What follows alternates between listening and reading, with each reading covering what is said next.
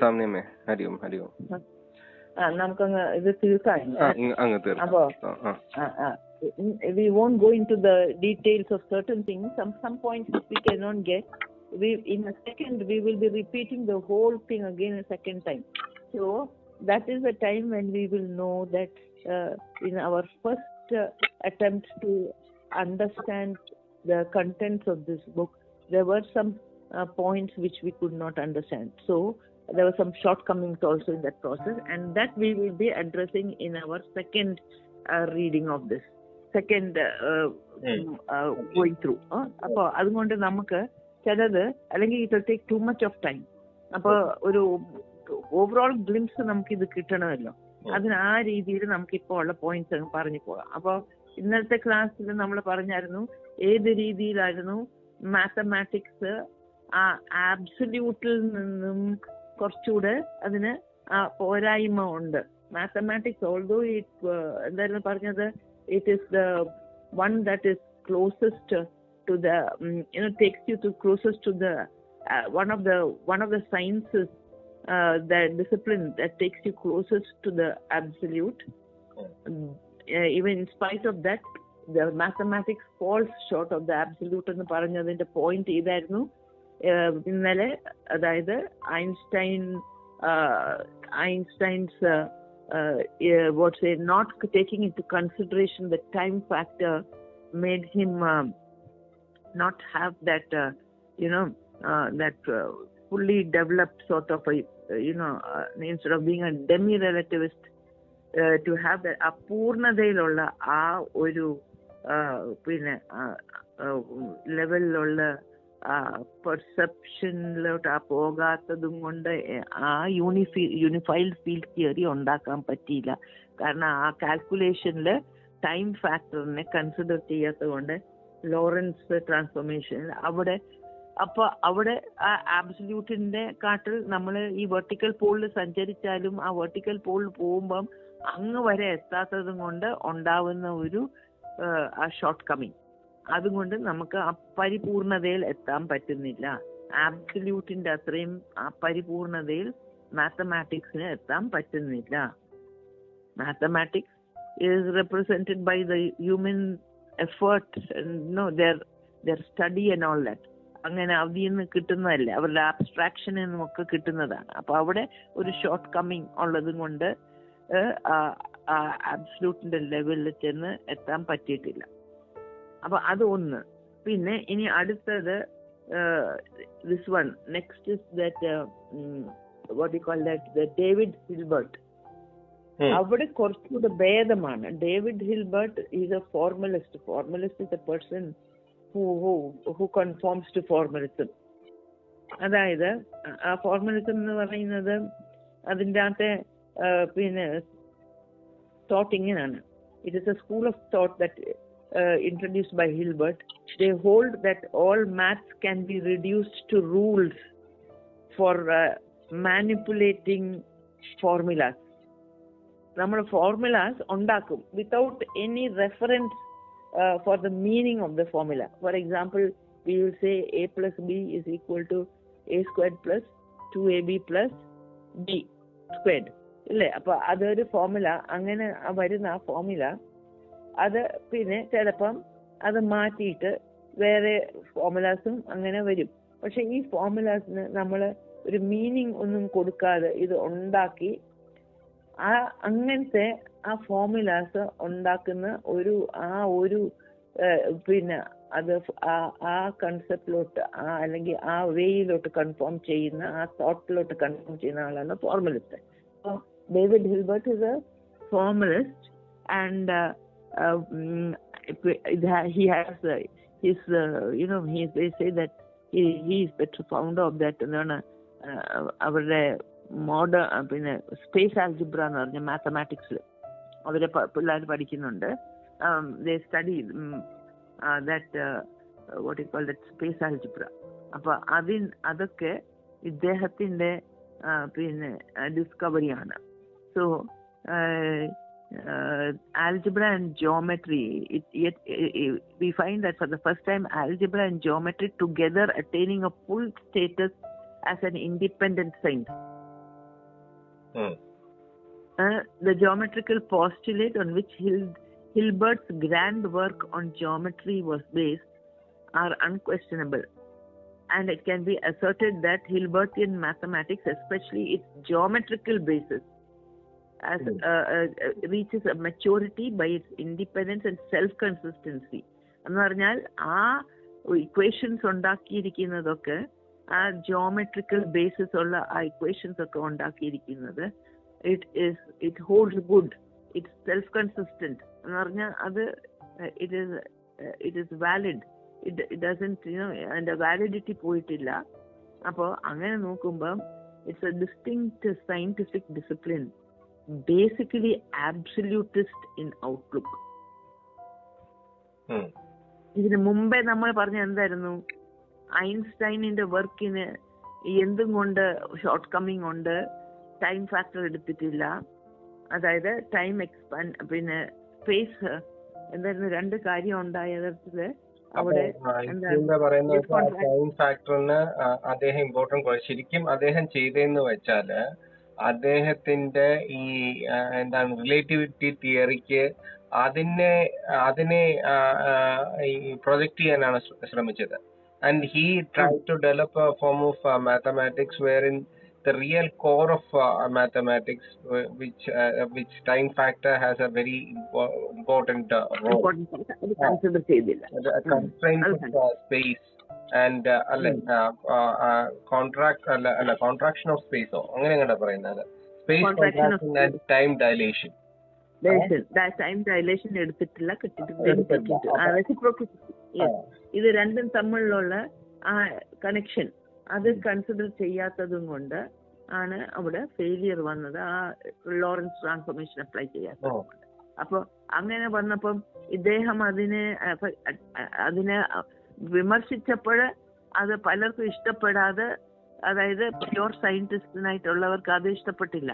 എന്നാൽ Bergson is one person who falls little bit on metaphysics. അപ്പൊ രണ്ട് സൈഡിൽ നിന്നുമാണ്, രണ്ട് സൈഡിൽ നിന്ന്, not only as a scientist but also as a metaphysical way of thinking a priori അതുകൂടെ ഉള്ളതും കൊണ്ട് പിന്നെ സപ്പോർട്ട് ചെയ്യുന്ന ആളാണ്.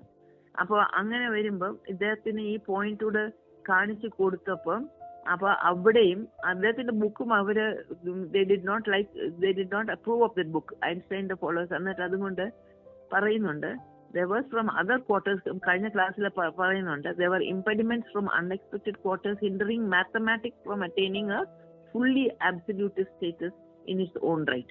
അപ്പൊ ഐൻസ്റ്റൈൻ്റെ വർക്കിനെ സംബന്ധിച്ച് ആ യൂണിഫിക്കേഷനെ സംബന്ധിച്ച് അതായിരുന്നു കാഴ്ചപ്പാട്.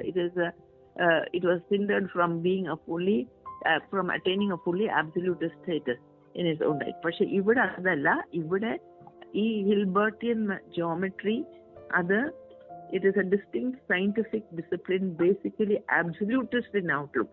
അപ്പൊ കുറച്ചുകൂടെ മെച്ചപ്പെട്ടതാണ്. he was even അപ്പൊ അങ്ങനെ ആ ഒരു പോയിന്റ് പറഞ്ഞിട്ട് നമുക്ക് അങ്ങനെ അങ്ങ് പോകാം. പിന്നെ എന്താ it is also expressed in one of the points written about him.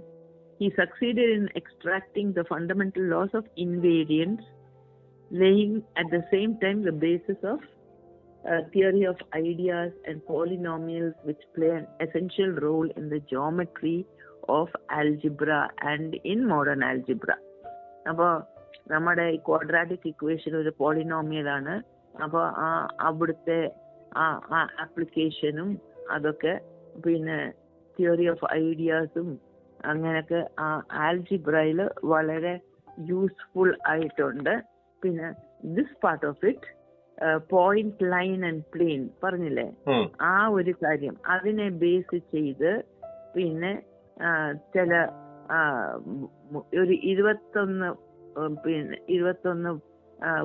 Some rules പോലെ പറഞ്ഞിട്ടുണ്ട്. പോയിന്റ്, ലൈൻ, പ്ലെയിൻ, ജോമെട്രി അല്ലേ. ജോമെട്രി എന്ന് പറയുമ്പം you will have space algebra ആണ്. അപ്പൊ പോയിന്റ് ഒന്ന്, അപ്പൊ നമ്മുടെ കാർട്ടീസിയൻ കോർഡിനേറ്റ്സ് XYZ എടുക്കുമ്പം അവിടെ സെൻട്രൽ ഒരു പോയിന്റ് ഉണ്ട്, ലൈൻസ് ഉണ്ട്, പിന്നെ പ്ലെയിൻ സങ്കല്പിക്കാമല്ലോ, എക്സും വൈയും കിടക്കുന്ന ആ രണ്ട് ലൈൻ കിടക്കുന്ന ഒരു പ്ലെയിൻ ഉണ്ട് ഇല്ലേ? അതുപോലെ എക്സും സെഡും കിടക്കുന്ന ഒരു പ്ലെയിൻ ഉണ്ട്. അത് കിടക്കുന്ന പ്ലെയിന് മറ്റേ നിൽക്കുന്ന പ്ലെയിന്. മനസ്സിലായോ? വേറെ ഒരു നിൽക്കുന്ന പ്ലെയിൻ ഉണ്ട്, വൈയും സെഡും. അങ്ങനെ രണ്ട് നിൽക്കുന്ന പ്ലെയിനും ഇന്റർസെക്ട് ചെയ്യും, ഒന്ന് കിടക്കുന്ന പ്ലെയിനും ഇന്റർസെക്ട് ചെയ്യും. അപ്പൊ അത് സ്പേസ് ആണ് റിഫർ ചെയ്യുന്നത്. അപ്പൊ ആ പോയിന്റിൽ നിന്ന് നമുക്ക് നമ്മൾ പറഞ്ഞ പോലെ ആ ഏത് ലൈൻ വഴി സഞ്ചരിച്ച് അങ്ങോട്ടോ ഇങ്ങോട്ടോ പോകാം, മുകളിലോട്ടോ താഴെയോട്ടോ, പ്ലസും മൈനസും ഒക്കെ പറഞ്ഞില്ലേ, ഓർക്കുന്നുണ്ടോ? അപ്പൊ അങ്ങനെ. പിന്നെ അല്ലെങ്കിൽ ഈ ലൈൻ വഴി പോയിന്റ് സഞ്ചരിക്കണം എന്നില്ല, അതിന് ആ പോയിന്റ് നേരെ മറിച്ച് ഒറിജിൻ എന്ന് പറയുന്ന ആ പോയിന്റ്, ആ ഒറിജിനിൽ നിന്നും എങ്ങോട്ട് പോകാം, ആ ക്വാർട്ടർ 8 ഓക്ടൻസ് പോലെ ഉണ്ടല്ലോ, 4 മുകളിലും 4 താഴെയും, 8 പിന്നെ സ്പേസ് പാർട്സ് ഉണ്ട്. അപ്പൊ അങ്ങോട്ട് വല്ലതും പ്രൊജക്റ്റും ചെയ്യാം, അങ്ങനെയും പ്രൊജക്റ്റ് ചെയ്യാം. അപ്പൊ അങ്ങനെ അതിനെ സംബന്ധിച്ച് ആ എന്താണ് സ്പേസിനെ അനുബന്ധിച്ചുള്ള ആ ജിയോമെട്രി, അതിനെ കുറിച്ചുള്ള റൂൾസ്, പിന്നെ ഒരു 21 axioms or the truths, they are correct എന്ന് പറഞ്ഞാൽ ജിയോമെട്രി ആൻഡ് ആൽജിബ്ര ഉണ്ടാക്കിയിരിക്കുന്നത് ഇറ്റ് ഹാസ് എൻ ആബ്സല്യൂട്ടിസ്റ്റ് ആ ഒരു പോയിന്റിൽ ചെന്ന് എത്തുന്നുണ്ട്. Absolutist outlook it. അതുകൊണ്ട് ഇതൊക്കെ ആക്സിയോംസും ആവും, ട്രൂത്ത്സും ആവും, കറക്റ്റും ആയിരിക്കും. It be valid.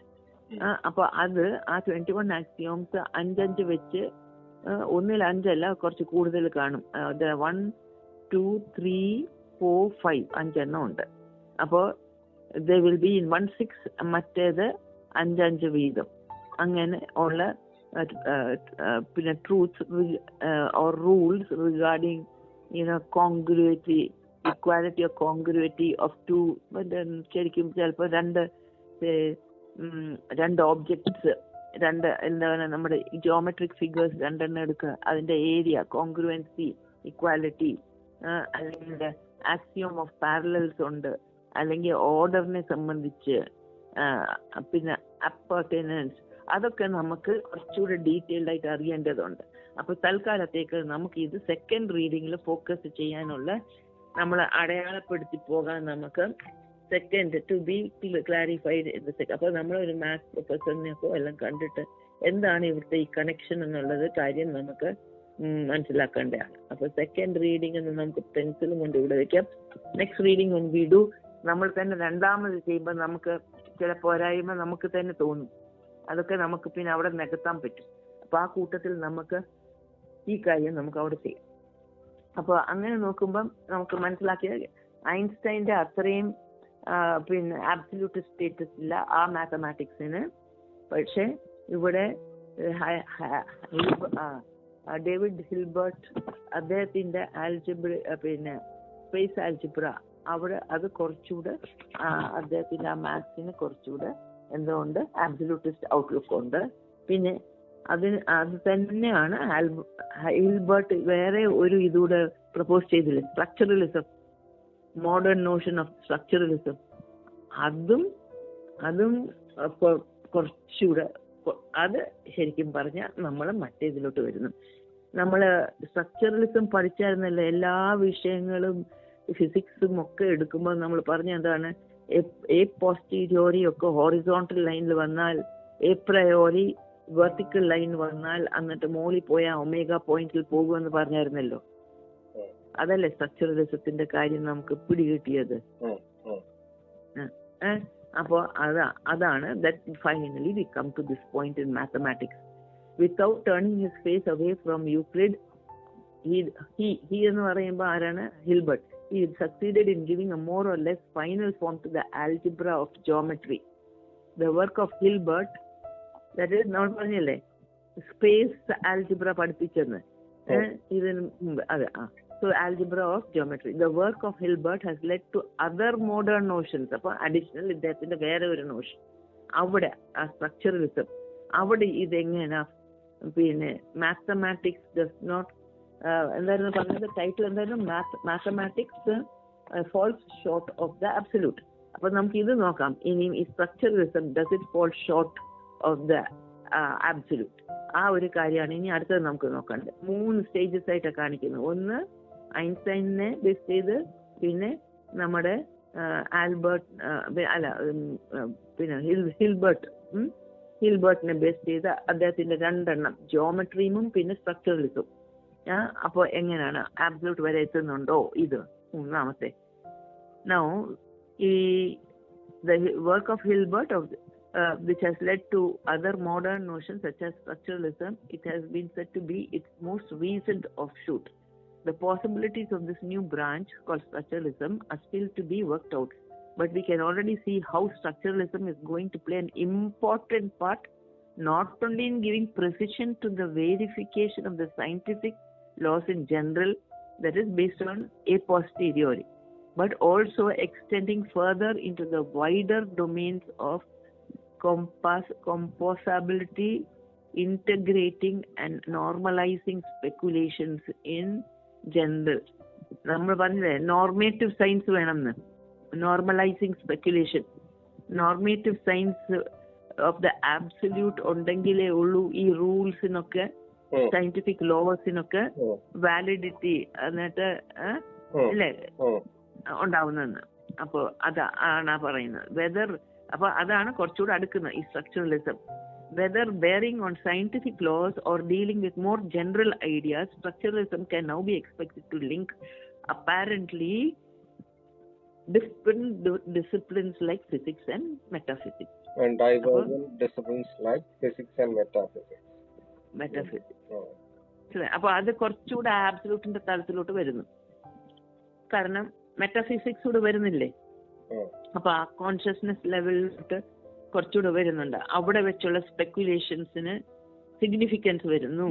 അല്ലാതെ ഫിസിക്സിലെ മറ്റേ ഒബ്സർവ്ഡ് റൂൾസ്, ഒബ്സർവ്ഡ് ഫാക്ട്സ് മാത്രമല്ല, അതിനെക്കുറിച്ച് അതിനെ ബേസ് ചെയ്ത് ചിന്തിച്ച്, അതായത് അത് വേറെ ഒരു മേഖല ആണെങ്കിലും സെൻസസിൽ നിന്നും കിട്ടുന്നതാണെങ്കിൽ, ഇത് കോൺഷ്യസ്നെസ് ലെവലിൽ നിന്നും കിട്ടുന്നതാണെങ്കിലും, ഇവ രണ്ടും അടുത്ത് കൊണ്ടുവന്നിട്ട് ഒന്നിനെ മറ്റേതിന്റെ ഫീൽഡ് വെച്ച് ഉൾക്കൊണ്ട് രണ്ടിനെയും സൈഡ് ബൈ സൈഡ് കൊണ്ടുവച്ച് ഒരു നോർമേറ്റീവ് ഒരു സയൻസ് ഉണ്ടാക്കേണ്ടതാണ്.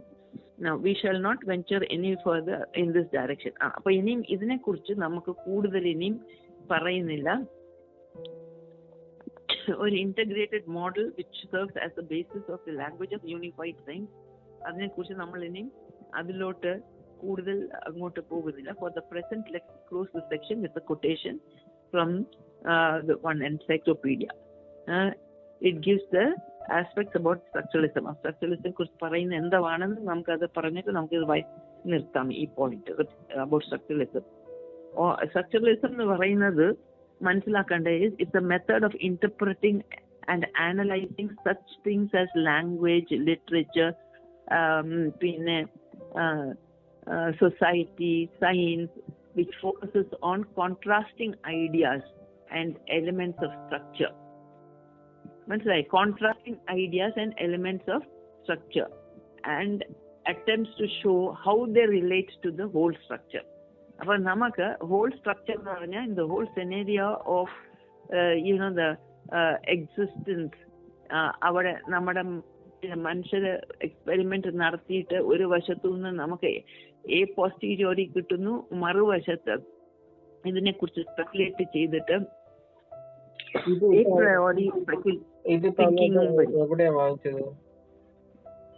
ഇത് ഈ പറഞ്ഞ സംഗതി സ്ട്രക്ചറലിസം ഇതിനകത്തില്ല. ഞാൻ ഗൂഗിളിൽ പോയി നോക്കിയപ്പോൾ കിട്ടിയ പോയിന്റ് ആണ്. അപ്പൊ എന്താണ് കോൺട്രാസ്റ്റിംഗ് ഐഡിയാസ് ഷുഡ് ബി മനസ്സിലായോ? It should be fitted into a whole structure. Contrasting ideas or elements of structure should be brought into a wholesome structure. Appo adha പറഞ്ഞാൽ ഈ framework of this existence, of this universal existence le നമ്മുടെ ഈ activity of the scientist, modern scientist doing his research work or his calculation and arriving at a certain നിഗമനത്തിൽ വരുമ്പം പിന്നെ he has to with his higher speculation bring that in speculations and all those thoughts will have to be brought into the close to this observation. ഇത് രണ്ടും side by side വന്ന് യോജിച്ച് നിൽക്കുന്ന ജക്സ്റ്റപോസിഷൻ നടക്കണം. അതാണ് സ്ട്രക്ചറലിസം എന്ന് ഉദ്ദേശിക്കുന്നത്. നമുക്കിതിനു മുമ്പേ സ്ട്രക്ചറലിസം മനസ്സിലാവുന്നില്ലായിരുന്നല്ലോ, ഓർക്കുന്നുണ്ടോ? അപ്പൊ ഇതാണ് അതിന്റെ പോയിന്റ്. അപ്പോ ആ കാര്യമാണ് ഇപ്പൊ ഇനിയും വായിക്കാൻ പോകുന്നത്. അത് ഉണ്ടാവുന്നകത്ത് all representation of a particular discipline കിട്ടിയോ? All representation all representation of a particular discipline by means of another puts into evidence a structural aspect common to both these disciplines. അപ്പൊ അതിന്റെ ഫിസിക്സും അപ്പൊ ഫിസിക്സിന്റെ എക്സ്പെരിമെന്റലും മെറ്റാഫിസിക്സിന്റെ തോട്ട്സും രണ്ടും രണ്ട് ഫീൽഡ് അല്ലേ, രണ്ട് ഡിസിപ്ലിൻ അല്ലേ? രണ്ടിനെയും രണ്ട് സ്ട്രക്ചറൽ ആസ്പെക്ട്സ് ഈ രണ്ട് സ്ട്രക്ചറൽ ആസ്പെക്ടിനെ നമുക്ക് ഒരു ഏരിയ ഒരു ഫീൽഡിൽ കൊണ്ടുവരണം, യൂണിറ്റ് ഫീൽഡിൽ കൊണ്ടുവരണം, യൂണിറ്റ് സയൻസിൽ കൊണ്ടുവരണം. രണ്ടും സൈഡ് ബൈ സൈഡ് നിൽക്കണം. It is in part the case in a formalizing transcription that the Hamiltonian project has exercised an accelerating influence on a complete recasting of general theory of structure. Okay, ശരി.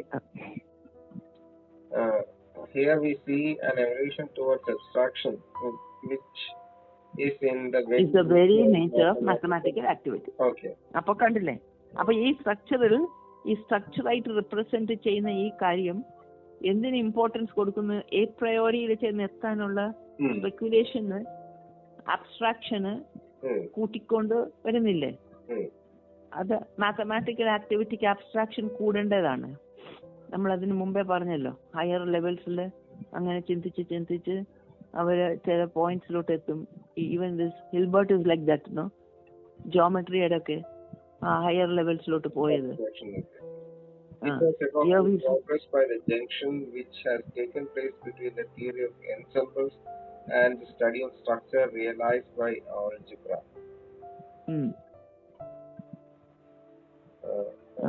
Ordinary algebra such as qualitative and group algebra, ഇതെല്ലാം. അപ്പോൾ ഇത് ചുരുക്കി ഇങ്ങനെ പറഞ്ഞാൽ മതി. ഈ ബൗർബാക്കിയൊക്കെ French സ്കൂളാ, അത് പിന്നെ നമുക്ക് ചെയ്യാം. ഈ നമ്മുടെ ഈ സ്ട്രക്ചറൽ പിന്നെ ജനറൽ തിയറി ഓഫ് സ്ട്രക്ചേഴ്സ്, ഇതാണ് നമ്മൾ മനസ്സിലാക്കേണ്ടത്. കുറച്ചുകൂടെ ഹയർ ആബ്സ്ട്രാക്ഷനിൽ ചെന്നിട്ട് നമ്മുടെ ആ എക്സ്പെരിമെന്റലുമായിട്ട് ഉള്ള ഡേറ്റയും കൊണ്ട് ഇത് രണ്ട് ഈ പോയിന്റിൽ നിന്നുകൊണ്ട്, അതായത് all that to sided activity here, one from the scientist side effort, experimental part, and the other one from the that consciousness level നിന്നും ഉണ്ടാവുന്നത്. ഇതാണ് കുറച്ചുകൂടെ more evolved of the three. This is the one thing that we work thinking of, that vertical pole ഉള്ള thinking നമ്മളെ ആ ലെവലിൽ കൊണ്ടുപോകുമ്പം, ആ consciousness ലെവലിലോട്ട് പോകുമ്പം ആബ്സല്യൂട്ടിന്റെ ഒരു യൂണിഫൈഡ് ആബ്സല്യൂട്ടിന്റെ ആ തലത്തിൽ പോയി പിന്നെ അബ്സ്ട്രാക്ഷൻസ് എന്താണ് റൂൾസ് ആയിട്ട് ശരിക്ക് വരുന്നത്. അതായത് മോഡേൺ സയൻസിൽ, മോഡേൺ ഫിസിക്സോ എന്തെങ്കിലും ആയിരുന്നു മോഡേണിൽ, അത് അങ്ങനെയാണ്. The same article quoted concludes with the following words which also sum up what we wish to say. ഇതിനകത്ത് ഇപ്പൊ നമ്മൾ പറഞ്ഞ കാര്യം, സ്ട്രക്ചറലിസത്തിൽ പറഞ്ഞ കാര്യം എന്തോ ഇൻവോൾവ് ചെയ്യുന്നു, മനുഷ്യന്റെ ഒരു ശ്രമവും പിന്നെ അവന്റെ പിന്നെ കോൺഷ്യസ്നെസ് ലെവലിലുള്ള സ്പെക്കുലേഷനും, ഇത് രണ്ടും ഉണ്ട്. In short, one thus sees the double role that mathematics plays in the progress of the human spirit, and on the other hand in the progress of all technology. Technological advances ഉണ്ടാവും, പരിമിതികൾ കാണുമായിരിക്കാം, അതുണ്ടായിരിക്കാം. പക്ഷെ അതിനൊപ്പം എന്തോ ഉണ്ടാവുന്നുണ്ട്. അവന്റെ ആ speculations കൂട്ടി കൊണ്ടുവന്നിട്ടല്ല ഈ ടെക്നോളജിക്കൽ advances വരുന്നത്. For example, our Einstein with his theory of relativity and his equation is equal to mc² ഉണ്ടാക്കി. അത് E is the energy, m മാസിന്റെ വ്യത്യാസം. കുറച്ച് ഇപ്പം ഒരു ആറ്റമിന്റെ ന്യൂക്ലിയസ് ഫിഷൻ ഉണ്ടായാൽ മാസ് 0.000 ആണെങ്കിലും, അങ്ങനെ ഏതൊരു ചെറിയ സംഖ്യ ആണെങ്കിലും that is multiplied by the speed of light, which is 3 into 10 raised to the power of 10. എന്ന് പറഞ്ഞാൽ 10 പൂജ്യം ബാക്കിയുണ്ട് വരും, സെന്റിമീറ്റേഴ്സ് പെർ സെക്കൻഡ്. അങ്ങനെ വന്നാൽ, അല്ലെങ്കിൽ 3 into 10 raised to the power of 8 centimeters per second വന്നാൽ ആ സംഖ്യ വലിയൊരു സംഖ്യ ആകും. അത്ര എനർജി ലിബറേറ്റ് ചെയ്യും. അങ്ങനല്ലേ ന്യൂക്ലിയർ ബോംബ് പൊട്ടിയിട്ട് ഇങ്ങനെ നാശം ഉണ്ടായത്. അപ്പൊ അവിടെ വരുമ്പോഴാണ് ഐൻസ്റ്റൈന് വിഷമം വരുന്നത്.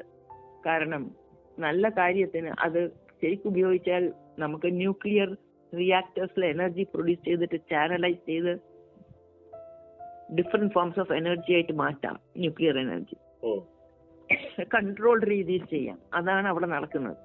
പക്ഷേ കൺട്രോൾഡ് അല്ലാതെ ബോംബ് പോലെ ഇട്ട് പോയാൽ ഇതേ സംഭവം തന്നെയാണ് അവിടെ നടക്കുന്നത്, പക്ഷെ കൺട്രോൾഡ് അല്ല. അപ്പൊ ഭയങ്കര എനർജി അവിടെ ലിബറേറ്റ് ചെയ്യും, അവിടെ നാശവും ഉണ്ടാകും. അപ്പോ നമ്മുടെ മാത്സ് എന്ന് പറയുന്നത് ഇതൊക്കെ ടെക്നോളജിക്കൽ അഡ്വാൻസസ് ഉണ്ടാവും, പക്ഷെ അതിന്റെ കൂടെ ഹ്യൂമൻ സ്പിരിറ്റോട് ഇവോൾവ് ചെയ്യണം.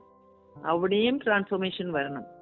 അവിടെയും ട്രാൻസ്ഫോർമേഷൻ വന്നിട്ട് ആ വെർട്ടിക്കൽ പോൾ അനുസരിച്ച് മുന്നോട്ട് പോയില്ലെങ്കിൽ ഈ ആറ്റം ബോംബ് ജപ്പാനിൽ ആ ആറ്റം ബോംബിന്റെ പോലെ ഉള്ള റിസൾട്ട്സ് ഉണ്ടാക്കും. അതാണ് പറയുന്നത്. ആ ലെവലിൽ ചെന്നെത്തി വേണം നമ്മൾ ചില കാര്യങ്ങളൊക്കെ സ്പെക്യുലേറ്റ് ചെയ്യേണ്ട, ആബ്സ്ട്രാക്ഷൻ ചെയ്യേണ്ട. We can add to this last sentence by way of further explanation that in the light of our foregoing discussion, mathematical thought follows a vertical axis upward into the domain of metaphysics. അത് എല്ലാ സബ്ജക്ട്സും അത് തന്നെ ചെയ്യുന്നുണ്ട്. It takes you towards the upper domain of metaphysics. അവരുടെ posteriori experiments ഒക്കെ ചെയ്ത് അവർക്ക് result കിട്ടും. ആ റിസൾട്ടിനെ അവരെ മനനം ചെയ്ത് പെതുക്കെ മനോതലത്തിൽ നിന്നും കോൺഷ്യസ്നെസ് ലെവലിൽ അത് നടക്കുമ്പോൾ, അഗാധമായിട്ട് നടക്കുമ്പം എന്ത് സംഭവിച്ചു? എ പോസ്റ്റീരിയോറി എവിടെ വന്നു? എ പ്രയോരിയിൽ വന്ന് സൈഡ് ബൈ സൈഡിൽ കിടന്ന് യോജിച്ചു പോകും. We can add to this last sentence by way of further explanation that in the light of our foregoing discussion, mathematical thought follows a vertical axis upward into the domain of metaphysics. പക്ഷെ അത് descend ചെയ്ത് പോയാൽ, opposite direction പോയാൽ, we'll go to the world of machine proper to physics, and that way you can get that machine of the bomb which causes damage. പക്ഷെ അത് വരാതെ നമ്മൾ നോക്കണം എന്നുള്ളത് അതും ഒരു ആസ്പെക്ട് ആണ്, വേറൊരു aspect. So we'll finish up. About tomorrow we'll do the next part. There's no math, we can go ahead, I think so. Little more, not fast എന്ന് പറയാൻ പറ്റത്തില്ല, വായിച്ച് നോക്കുമ്പോഴേ അറിയുള്ളൂ. We humbly go and surrender ourselves before the all and ever effulgence of the absolute. Love, bliss. Hari Om.